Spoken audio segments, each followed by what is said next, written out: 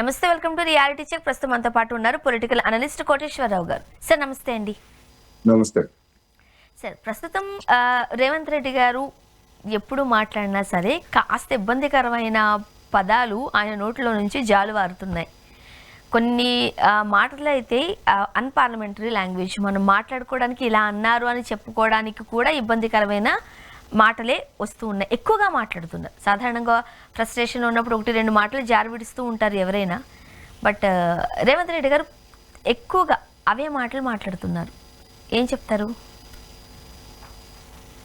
ఆ విధంగా మీరు చెప్పినటువంటి అభ్యంతరకరమైన లేదా అన్పార్లమెంటరీ పదజాలాన్ని ఉపయోగించడం అనేటువంటిది ఇవాళ తెలంగాణ రాజకీయాల్లో బీఆర్ఎస్ కాంగ్రెస్ నేతలు ఎవరు తక్కువ తెగలేదు. ఒకరిని చూపి మరొకరు మరింతగా రెచ్చిపోయి మాట్లాడుతున్నారనేటువంటిది మనకి వివిధ సందర్భాల్లో స్పష్టమైంది. మనమేమి ఎవరు ఎక్కువ ఎవరు తక్కువ అని తూకం వేయాల్సినటువంటి అవసరం లేదు ఇక్కడ. లేకపోతే పొడవు వెడల్పులు కూడా కొలవాల్సినటువంటి అవసరం లేదు. అందరి నోట ముఖ్యమంత్రి సహా లేదా కేసీఆర్, కేటీఆర్, హరీష్ రావుతో సహా వీళ్ళందరూ కూడా అభ్యంతరకరమైనటువంటి భాష మాట్లాడుతున్నారు. గతంలో ఆంధ్రప్రదేశ్లో వైసీపీ నాయకులు, దానికి ప్రతిగా తెలుగుదేశం పార్టీ నాయకులు, కొంతమేరకు జనసేన నాయకులు మాట్లాడినటువంటి మాటలను చూసి ఓహో ఇలా కూడా తిట్టుకుంటారా రాజకీయ పార్టీల్లో ఉన్నటువంటి నాయకులు అని జనం ఆశ్చర్యపోయారు. ఇవాళ రెండు తెలుగు రాష్ట్రాల్లో ఇలా తయారైంది ఏమిటి? ఒకనాడు సంస్కారానికి పెట్టింది పేరైనటువంటి తెలుగు ప్రాంతాలు ఈ విధమైనటువంటి బూతుల పంచాంగాన్ని ఎందుకు విప్పాయి అనేటువంటిది దేశవ్యాప్తంగా ఉన్నటువంటి ఇతర రాష్ట్రాల వాళ్ళు ముక్కును వేలేసుకుంటున్నటువంటి పరిస్థితి. మరి మిగతా రాష్ట్రాల్లో లేదా అంటే రాష్ట్రాల్లో కూడా ఉండుండొచ్చు.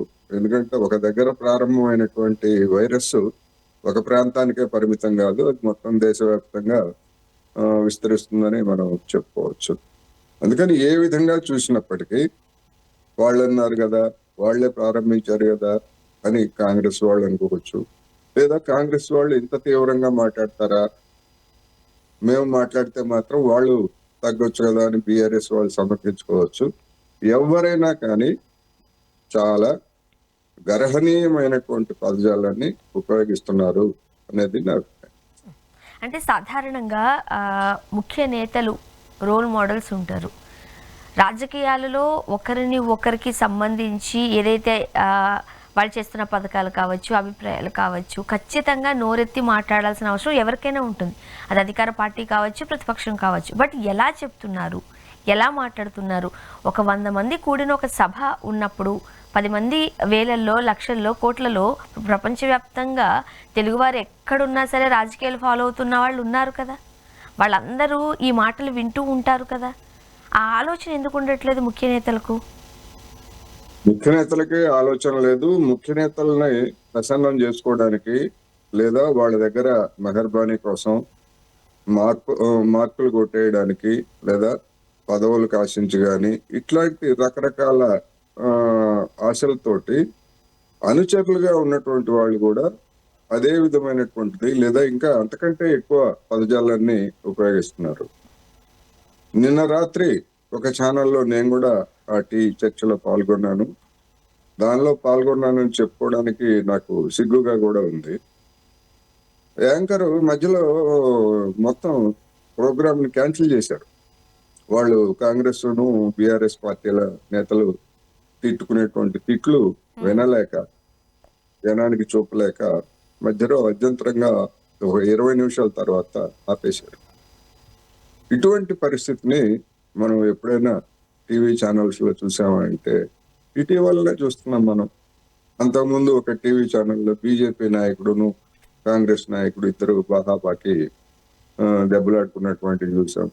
అంతకుముందు వేరే ఇంకొక 2 ఛానల్స్ లో కూడా చెప్తూ కొట్టుకోవడాలు, ఇట్లాంటివన్నీ కూడా మనం ఒక ఎక్స్ట్రీమ్ ట్రెండ్, ఒక విపరీతమైనటువంటి ధోరణి, అధినాయకుల్ని మెప్పించేందుకు దిగువ స్థాయిలో ఉన్నటువంటి నాయకులు కూడా ఈ విధమైనటువంటి యాక్టివిటీస్ పాల్పడటం అనేది నిజంగా విచారకరం, గర్హనీయం. ఓకే. సాధారణంగా అంటే ఈ విషయం గురించి మనం పదే పదే మాట్లాడాల్సిన అవసరం ఎందుకు వస్తుంది అని అంటే, మనకున్న రాజకీయ నాయకులు, మనకున్న రాజకీయ నేతల పరిస్థితి అలానే ఉంది. ఇంతకుముందు మీరు ఒక మాట అన్నారు, అధినేతను అధినాయకులను ప్రసన్నం చేసుకోవడానికి మాట్లాడుతున్న భాష, ఇది ఇంకా ఇబ్బందికరమైన అంశం. ఎవరు మెప్పో పొందడానికి వీళ్ళు వాడుతున్న భాష అసలు మనం మీడియాలో నేను ఇక్కడ కూర్చున్న ఆ మాటలు మళ్ళీ ఎత్తలేను, మీరు దాన్ని డిస్కస్ చేయలేరు. తొండలు, మీకు అర్థమైంది ఆ వర్డ్ ఇబ్బందికరం. ఎక్కడి నుంచి మన రాజకీయ నాయకులు ఇలాంటి భాష వాడడానికి పరిపాటిగా చూస్తున్నారు? ఏముందలే, ఇట్లానే మాట్లాడతాం, మా భాష ఇంతే, ఇక్కడికి వాళ్ళని వాళ్ళు సమర్థించుకునే అంత స్థితికి డౌన్ అయిపోతున్నారా? ఖచ్చితంగా. ఇప్పుడు తెలంగాణలో బీఆర్ఎస్ కాంగ్రెస్ పార్టీల మధ్య, నాయకుల మధ్య జరుగుతున్నటువంటి ఈ బూతుల పంచాంగాన్ని చూసి కేంద్ర మంత్రిగా ఉన్నటువంటి బండి సంజయ్ గారు రేవంత్ రెడ్డి భాష బాగాలేదు అని చెప్పేసి ఆయన ఒక కామెంట్ చేశారు. మరి బండి సంజయ్ గారి భాష ఏమిటి, ఆయన నోటి సంగతి ఏమిటి అంటే, ఎవరికి చెప్పడానికి నైతికమైనటువంటి హక్కు కలిగి ఉన్నారంటే అటువంటి వాళ్ళు ఎవరు ఇతరులకి చెప్పడానికి ఎవరికి అర్హత లేదు. అందుకని ఇది సంచలనం కలిగించింది కనుక తామేదో నోటిని బాగా అదుపులో పెట్టుకొని బాగా మాట్లాడతాం అనేటువంటి బహుశా వాళ్ళు అనుకోని ఉండొచ్చు. బండి సంజయ్ గారు అలా అనుకోని ఉండొచ్చు. నా నోరు చాలా పవిత్రంగా ఉంటుంది, నేను శుద్ధంగా మాట్లాడతానండి. ఆయన ఏం మాట్లాడారో గతంలో మనం చూసాం కదా. అందుకని ఎవ్వరూ తక్కువ తినలేదు. మీరు అన్నట్టు ఎవరు తక్కువగా ఏమీ మాట్లాడట్లేదు. ఒకరు మాట్లాడారు కదా, వాళ్ళకి సమాధానం చెప్పాలంటే మనం ఇలానే మాట్లాడాలనే ధోరణికి వచ్చేసారు. అది సమర్థించుకుంటున్నారు కూడా. అది అన్ఫార్చునేట్లీ ఇప్పుడు ఫ్లోలో అనేసాము, నెక్స్ట్ టైం మనం రిపీట్ చేయకూడదు, ఈ భాష కరెక్ట్ కాదు అనే స్థితిలో ఎవరూ లేరు. ఇలా మాట్లాడితేనే రాజకీయాలు, ప్రత్యర్థులను ఎదుర్కోవాలంటే ఇలానే మాట్లాడాలి, ఇదే మన రాజకీయ నాయకుల భాష, ఇదే పార్లమెంటరీ లాంగ్వేజ్ అన్న స్థితికి తీసుకొచ్చేస్తున్నారు. అంతగా దిగజారిపోయారు. అది బాధాకరం. నెక్స్ట్ మనం ఈ ఫోన్ ట్యాపింగ్ విషయంలో ప్రభాకర్ రావు గారికి సంబంధించిన విచారణ పూర్తయిపోయింది. ఫస్ట్ ఏం చెప్తారు దానికి సంబంధించి? ప్రభాకర్ రావు గారు ఆయన్ని విచారణ జరిపారు. మరి తర్వాత కూడా మళ్ళీ విచారణ జరుపుతారా, ఏం చేస్తారు అనేటువంటిది, అరెస్ట్ చేస్తారా, అరెస్ట్ చేసి జైల్లో పెడతారా, ఏం చేస్తారు అనేది మనం తర్వాత చూడాల్సి ఉంది. ఆయన చెప్పారు లేదా ఆయన వెల్లడించారు, కొంతమంది రాజకీయ నాయకులు అంటే ఆనాడు అధికారంలో ఉన్నటువంటి పెద్దలు చెబితేనే చేశాము అని చెప్పినట్టుగా ఆయన చెప్పాడని, దాని ప్రాతిపదికగా కేసీఆర్ ను కూడా విచారణకు పిలుస్తారని లేదా అరెస్ట్ చేస్తారని, ఇట్లా రకరకాల ఊహాగానాలు నడుస్తున్నాయి. నేను అనుకోవటం, ఒకవేళ ఆయన ఏం చెప్పారో మనకైతే అఫీషియల్ గా తెలియదు. మీడియాలో సెలెక్టివ్ లీక్స్ లేదా వాళ్ళకి కావాల్సినటువంటి కథనాల మేరకు విషయాలు చెప్పారు. అవి మనం అందరం కూడా చదువుతున్నాం. అందుకని ఇప్పుడు మనం కాళేశ్వరం కమిషన్ విచారణ సందర్భంగా కూడా కేసీఆర్ నోటీసుల గురించి ఇదే పెద్ద హంగామా జరిగింది. ఆయన వస్తాడా రాడా, వస్తే ఎట్లా వస్తాడు, 1,00,000 మంది సైన్యాన్ని తీసుకొని వస్తాడా, లేకపోతే ఒంటరిగానే కత్తి పట్టుకొని వస్తాడా, గద పట్టుకొని వస్తాడా, ఇట్లాంటి కూడా జరిగింది. ఇప్పుడు కూడా మళ్ళీ అదొక ప్రహసనమే ప్రారంభమైంది. ఇప్పుడు విచారణకు పిలిచినంత మాత్రాన విచారణ పిలవడం తప్పేం కాదు. ఎవరినైనా అనుమానితులుగా ఉన్నటువంటి వాళ్ళని ఎవరినైనా పిలవచ్చు. అందులోనూ ఆయన ముఖ్యమంత్రిగా ఉండగా జరిగినటువంటి కుంభకోణం కనుక మీకేమన్నా తెలుసా, మీరేమన్నా ఆదేశించారా, ఈ విధమైనటువంటి ప్రశ్నలు కావచ్చు, ఇంకా ఇతర అనేకమైనటువంటి అంశాలు. ఎందుకంటే కవిత గారు కూడా చేశారు కదా, అల్లుడి మీదనే నిఘా వేయిస్తారా అని చెప్పేసి కవిత గారు కూడా చేశారు. మరి మీ అమ్మాయి కూడా ఈ విధమైనటువంటి చేసింది, మీరు మీ అల్లుడి మీద లేదా మీ అమ్మాయి మీద ఏ విధమైనటువంటి నిఘా, ఇట్లాంటి ప్రశ్నలు ఏమైనా అడగొచ్చు. అడగటానికి అదేమి అడగకూడదు అనేమి లేదు. అందుకని వాళ్ళు పిలుస్తారు, పిలిస్తే వెళ్తారు, వెళ్ళి సమాధానం చెప్తారు. ఆ చెప్పినటువంటి దాని మీద సంతృప్తి చెందితే ఓకే, లేదు సంతృప్తి చెందకపోతే, లేదా సిట్ దగ్గర ఏవైనా స్పెసిఫిక్ గా నిర్దిష్టమైనటువంటి ఆధారాలు అట్లాంటివి ఏమైనా ఉంటే ఆయన కూడా అరెస్ట్ చేసి కస్టడీలోకి తీసుకొని విచారణ జరిపేందుకు అవకాశం ఉంది. ముఖ్యమంత్రి కనుక గవర్నర్ పర్మిషన్ ఇట్లాంటివన్నీ కూడా తీసుకోవాల్సి వస్తుంది, తీసుకుంటారు. దానికి మీడియాలో పెద్ద ఎత్తున పిలుస్తారా లేదా, వెళ్తారా లేదా? ఎవరు రాజ్యాంగానికి అతీతులు కాదు, ఎవరు విచారణకు అతీతులు కాదు, ఎవరైనా వెళ్ళాలి. వెళ్ళేదానికి ఇంత హడావుడి ఎందుకు, ఇన్ని ఊహాగానాలు ఎందుకు? అరెస్ట్ చేస్తారు, అందుకనే అరెస్ట్ చేస్తారని తెలిసే ఆయన వచ్చి ప్రెస్ మీట్ పెట్టి ఇంక నేను రెడీగా ఉన్నాను, బస్తీ మీద సవాళ్ళని తడగొట్టారు, కుస్తీకి సిద్ధమవుతున్నారని ఇట్లాంటివన్నీ రకరకాలుగా ఇవన్నీ కూడా అల్లుతున్నారు. అవన్నీ అవసరం లేదు. నిజంగా ఆయన ఏ కారణాలతో ఆయన బయటకు వచ్చారు అనేటువంటిది ఆయన స్వయంగా చెప్తే తప్ప మనకు తెలియదు. లేదు వచ్చిన తర్వాత ఇంకా నేను వస్తున్నానంటే ఇంతవరకు ఏం రాలేదు, మరి 3-4 రోజులు అవుతుంది కదా, ఇంతవరకు కార్యాచరణ ఏమి లేదు. ఏదో పోస్టర్ తయారు చేస్తున్నాం అన్నారు, ఆ పోస్టర్ సంగతి తెలియదు. లేదా ఫలానా ఈ తేదీన నేను సభతో వస్తానని చెప్పేసి అట్లాంటిది ఏమన్నా ఉందంటే అది కూడా లేదు. ఒక ప్రకటన చేశారు, మీడియాతో మాట్లాడారు, మీరు అసెంబ్లీకి వస్తారా అంటే థ్యాంక్ యూ బ్రదర్ అని చెప్పేసి వెళ్ళిపోయాడు. అంటే అసెంబ్లీకి రారు అనేటువంటిది చెప్పకనే చెప్పారు. మరి బయటకు వస్తారా చూద్దాం. చలిగా ఉందని చెప్పేసి చలికాలం తగ్గిపోయిన తర్వాత కొంచెం వేసవకాలం వచ్చిన తర్వాత, వేడి వచ్చిన తర్వాత వస్తానని చెప్తారు. ఏం చేస్తారనేది మనకి అనూహ్యమైనటువంటి అంశం, అంతుబట్టినటువంటి అంశం. అండ్ ఫోన్ ట్యాపింగ్ విషయంలో ముఖ్యంగా అసలు జరగలేదు, అలా చేయాల్సిన అవసరం మాకు లేదు, ఇలాంటి వాదనలు కూడా మనం విన్న నేపథ్యంలో కవిత గారు స్వయంగా తను కూడా ఒక భాష వాడుతూ అసలు ఇంటి అల్లుడు ఫోన్నే మీరు ట్యాప్ చేపిస్తారా అని డైరెక్ట్గా క్వశ్చన్ చేశారు ఆమె మీడియా ముఖంగా. దట్ మీన్స్ మేము ఫోన్ ట్యాపింగ్ జరగలేదు, మేము చెయ్యలేదు అనడానికి లేదు, ఒక క్లారిటీ ఇచ్చారు ఆ గూటి పక్షే కదా సార్. ఇప్పుడు నిర్ఘాంతపోయే విషయాలు బయటకు వచ్చాయి. ఏంటి ఆ నిర్ఘాంతపోయే విషయాలు అయి ఉండొచ్చు అంటారు? అది తెలియదు. ఇప్పుడు అన్అఫీషియల్ గా ఇప్పుడు సోషల్ మీడియాలో లేదా చెవులు కొరుక్కోవడం ద్వారా రకరకాల కథనాలన్నీ చెప్తుంటారు. వాటన్నిటిని మనం మీడియా ముఖంగా అఫీషియల్ గా, ఇప్పుడు నేనైనా మీరైనా కానీ మనకు అనేక విషయాలు తెలుస్తూ ఉంటాయి. వాటిని నిర్ధారించుకోకుండా లేదా వాటికి తగినటువంటి ఆధారాలు లేకుండా మనం ఓపెన్ గా ఇట్లా జరిగింది అని చెప్పామనుకోండి, అది మనం బాధ్యులం అవుతాం. లేదు ఇలా జరిగిందట అని చెప్పామనుకోండి, మనం కూడా ఒకవేళ అవి ఫాల్స్ అయితే ఆ ఫాల్స్ సమాచారాన్ని ప్రచారం చేసినటువంటి వాళ్ళుగా మనల్ని కూడా జమకెడతారు. అందుకని వాళ్ళే చెప్పాలి, అఫీషియల్ గా వాళ్ళే చెప్పాలి, లేదా ప్రభుత్వం చెప్పాలి, లేదా విచారణ సిట్ గాని, లేదా వీళ్ళు అఫీషియల్ గా చెబితే తప్ప అనేకం ఉంటాయి లోకంలో, అనేక విషయాలు ఉంటాయి. ఇప్పుడు ఉదాహరణకు ఫోన్ ట్యాపింగ్ విషయంలో సినిమా తారల గురించి, ముఖ్యంగా హీరోయిన్ల గురించి ఎందుకు చేశారు అనేటువంటి దానికి వచ్చేసరికి నేను చెప్పాను, బంగారు వ్యాపారులని ఎవరు చేయించారు, లేకపోతే డబ్బు ఉన్నటువంటి వాళ్ళు రియల్ ఎస్టేట్ వాళ్ళని ఎవరు చేయించారు, సినిమా వాళ్ళని ఎవరు చేయించారంటే ఎవరి ఇంట్రెస్ట్ లో ఉన్నటువంటి వాళ్ళు వాళ్ళ కేటగిరీలకు సంబంధించి అటువంటి వాళ్ళని చేయించుంటారు, చేశారు అని చెప్పారు. అంటే ఎవరికి వర్తించేది అయితే వాళ్ళకే వర్తిస్తుంది.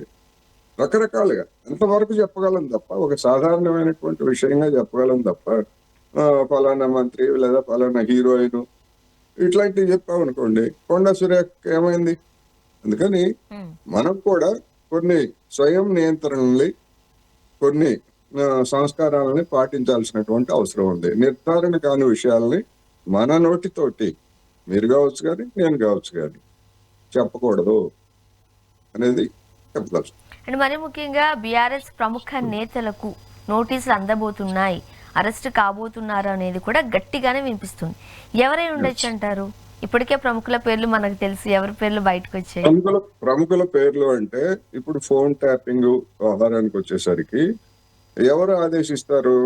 ముఖ్యమంత్రి ఆదేశిస్తారు, లేకపోయేట్లయితే హోంశాఖ మంత్రి. ఎందుకని పోలీస్ డిపార్ట్మెంట్ తోటి సంబంధం ఉన్నటువంటి వాడు కనుక. ఇతర శాఖల మంత్రులు ఎవరైనా ఆదేశించారా అనేటువంటిది తేలాల్సి ఉంది. లేదు ఇప్పుడు ముఖ్యమంత్రి అఫీషియల్ గా ఏదైనా ఒక ఫైల్ మీద సంతకం పెట్టి ఇదిగో ఈ కేటగిరీ ఫలానా వాళ్ళు అని చెప్పకపోవచ్చు, కానీ ఈ సినిమా రంగంలో ఉన్నవాళ్ళు, లేదా ఈ బంగారు వర్తకులు, లేదా ఈ రియల్ ఎస్టేట్ వాళ్ళు, లేదా ఈ రాజకీయ నాయకులు, వీళ్ళ మీద నిఘా వేయండి అని ఎక్కడన్నా అఫీషియల్ గా సంతకం చేశారా అంటే ఆ విధమైనటువంటి సంతకాలు అయితే నాకు తెలిసినంత వరకు ఏ ముఖ్యమంత్రి, ఏ మంత్రి ఎవ్వరు కూడా చేయరు. అన్అఫీషియల్ గానే చెప్తారు, ఇదిగో ఫలానా వాళ్ళు చెయ్యి బాబు, ఇలా చెయ్యి, ఫలానా అని చెప్పేసి అట్లా చెప్తారు తప్ప ఎక్కడ అఫీషియల్ గా దొరకరు. ఒకవేళ అఫీషియల్ గా వాళ్ళు అటువంటి ఆదేశాలు జారీ చేసినా గానీ సిఎస్ తో కూడినటువంటి వ్యవహారం. ఇప్పుడు అదే కదా డీజీపీ మన ఈయన ప్రభాకర్ రావు ధైర్యం ఏమిటంటే, ఎస్ మేము చేశాము, మేము ఒక లిస్ట్ ఇచ్చాము డీజీపీకును చీఫ్ సెక్రటరీకి, ఆ లిస్ట్ ని వాళ్ళు సంతకం చేసి గో హెడ్ అని చెప్పేసి చెప్పారు, అందుకని మేము చేశాము అన్నట్టుగా చెప్పినట్టుగా వచ్చింది. అంటే ఏంటి, అల్టిమేట్ గా బాధ్యత ఎవరిది? CS, DGP. మరి వాళ్ళు ఎందుకు చేయలేదు? అనేక వందల ఫోన్ల నెంబర్లు ఇచ్చి అందులో సినిమా తారలది ఎవరిదో, హీరోయిన్ ఎవరిదో, హీరోది ఎవరిదో, నిర్మాత ఎవరిదో, ఏ బంగారమో, రియల్ ఎస్టేటో, ఏది రేవంత్ రెడ్డి నెంబరో, ఏది ఇంకొక సో అండ్ సో, ఏది మీదో, ఏది నాదో, అవన్నీ సిఎస్, డీజీపీ స్థాయిలో ఉన్నటువంటి వాళ్ళు వెరిఫై చేస్తారా? చేయరు. మన డీజీపీ ఉన్నతాధికారి ఇచ్చాడు కనుక సంతకం చేసేసి పంపించేశారు, అయిపోయింది. కాకల పని గంధర్వులు చేసినట్టుగా వీళ్ళు చేయాల్సింది చేశారు. ఇప్పుడు అల్టిమేట్ గా ఎవరికి వస్తుంది? మరి సిఎస్ని లేకపోతే ఎక్స్ డీజీపీని కూడా, వాళ్ళని కూడా మరి పిలిచి సంజయ్షి కోరతారా? చెప్తే వాళ్ళు ఏం చెప్తారు? ఇట్లా అనేకమైనటువంటి అంశాలు ఉంటాయి. అంటే రాను రాను ఇదేంటంటే డైల్యూట్ అయిపోయి కొంతమంది ఎవరైతే చేసినట్టుగా పక్క ఆధారాలతో దొరికారో వాళ్ళ వరకే శిక్షలు కావచ్చు, లేకపోతే వాళ్ళు ఇంకా సర్వీసులో ఉంటే సర్వీసుల నుంచి తొలగించడం కావచ్చు, ఇట్లాంటి పరిమితం అవుతాయి తప్ప రాజకీయ నాయకులుగా ఉన్నటువంటి వాళ్ళు ఏ విధమైనటువంటి శిక్ష పొందేటువంటి అవకాశం లేదు. వాళ్ళు మహాముదుర్లు. ఎందుకంటే ఫోన్ ట్యాపింగ్ అనేది కేసీఆర్ హయాం నుండే ప్రారంభం కాల. అంతకుముందు తెలుగుదేశం హయాంలో కావచ్చు, కాంగ్రెస్ హయాంలో కావచ్చు, ముఖ్యమంత్రులు ఎవరు అధికారంలో ఉన్నా వాళ్ళ హయాంలో ప్రత్యర్థుల మీద, రాజకీయ ప్రత్యర్థుల మీద అది అన్అఫిషియల్ గా జరిగింది. సరే, నక్సలైట్లు లేకపోతే అవాంఛనీయమైనటువంటి శక్తులు ఇట్లాంటి వాళ్ళ మీద అది అఫీషియల్ గానే ప్రాపర్ ఛానల్ ద్వారానే జరిగేందుకు అవకాశం ఉంది. అటువంటి అవకాశాన్ని, ఆ లూప్ హోల్ ఉపయోగించుకుని ఆ జాబితాలో వీళ్ళ నెంబర్లు కూడా చేర్చి నిఘా పెట్టారనేది స్పష్టం. అండ్ సర్పంచ్ ఎన్నికల తర్వాత కేసీఆర్ గారు చాలా జోష్గా ఉన్నారు, స్పీడ్ పెంచుతున్నారు, అండ్ అత్యవసర సమావేశాలు ఏర్పాటు చేస్తున్నారు.